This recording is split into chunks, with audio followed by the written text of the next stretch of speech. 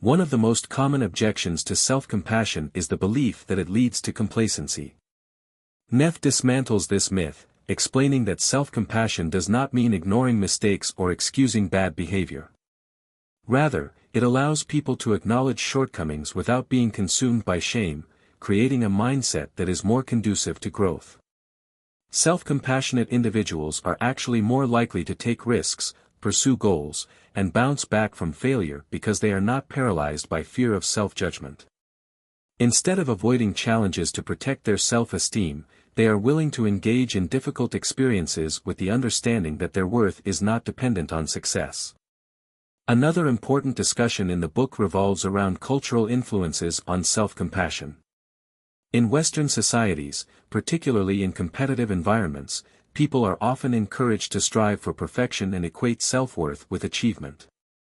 Many cultures also promote the idea that self-sacrifice is noble, leading individuals to prioritize others' needs at the expense of their own well-being. Neff encourages readers to recognize these societal pressures and consciously challenge them by embracing self-compassion as a radical act of self-acceptance. She points out that self-compassion is not about self-indulgence or avoiding responsibility but about fostering a balanced, healthy relationship with oneself.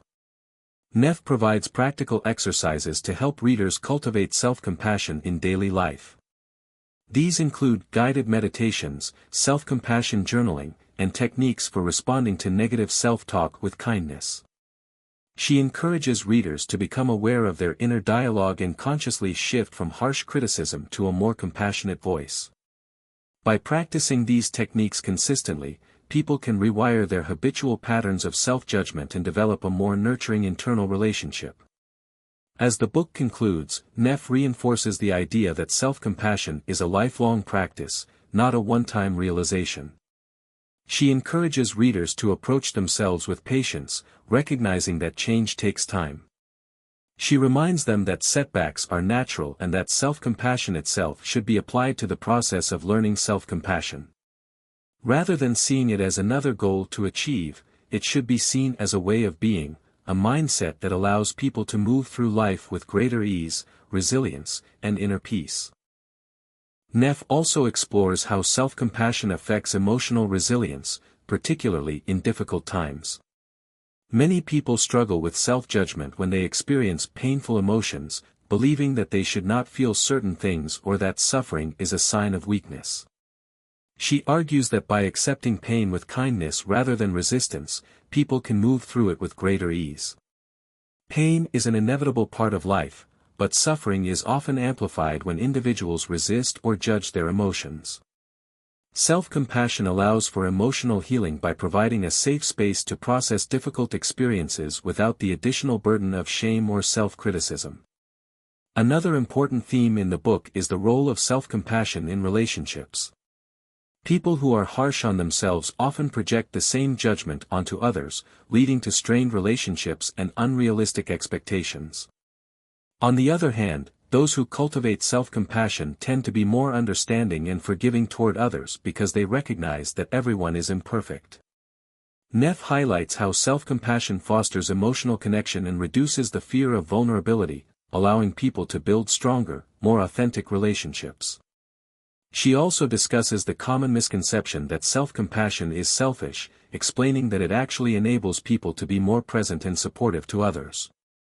When individuals treat themselves with kindness, they have more emotional resources to give to those around them.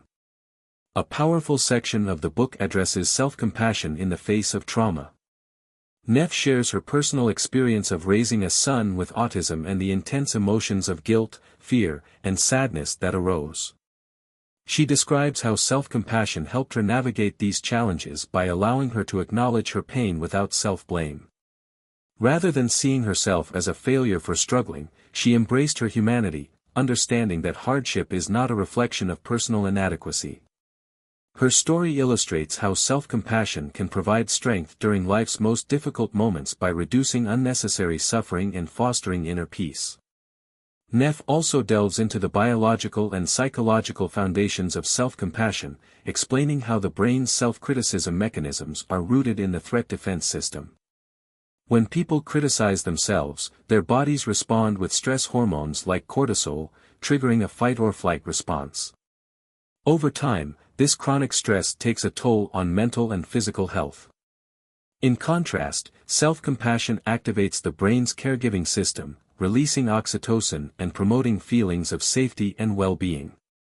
By consciously choosing self-kindness, people can shift their neurobiological responses, fostering a sense of inner security rather than fear-driven motivation.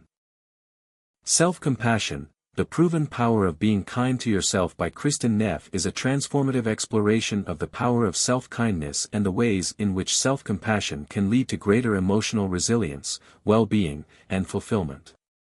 Neff begins by challenging the cultural obsession with self-esteem, explaining how people are conditioned to measure their worth based on achievement, external validation, and comparison with others. While high self-esteem is often seen as a marker of confidence, she argues that it is inherently fragile, as it depends on being better than others, meeting expectations, and avoiding failure.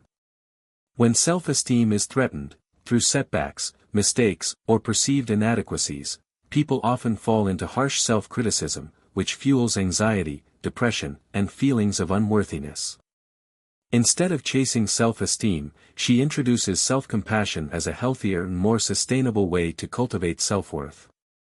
Neff defines self-compassion as treating oneself with the same kindness and understanding that one would offer to a close friend. It involves recognizing that suffering, failure, and imperfection are universal human experiences rather than personal defects. She presents three core components of self-compassion: self-kindness, common humanity, and mindfulness. Self-kindness means replacing self-judgment with warmth and encouragement rather than berating oneself for mistakes. Common humanity acknowledges that no one is perfect and that struggles are a shared part of being human, helping people feel less isolated in their suffering. Mindfulness allows individuals to observe their emotions without over-identifying with them, preventing negative thoughts from spiraling into self-destructive patterns.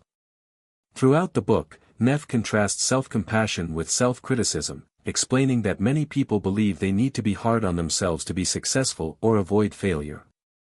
This belief, she argues, is rooted in fear, particularly the fear of inadequacy. Society often reinforces the idea that being self-critical is necessary for motivation, but in reality, constant self-judgment leads to stress, anxiety, and procrastination. By practicing self-compassion, people can stay motivated in a healthier way, not through shame or pressure but through encouragement and the belief that they are worthy regardless of their performance. Research shows that self-compassionate individuals are more likely to take responsibility for their mistakes and learn from them rather than avoiding challenges out of fear of failure.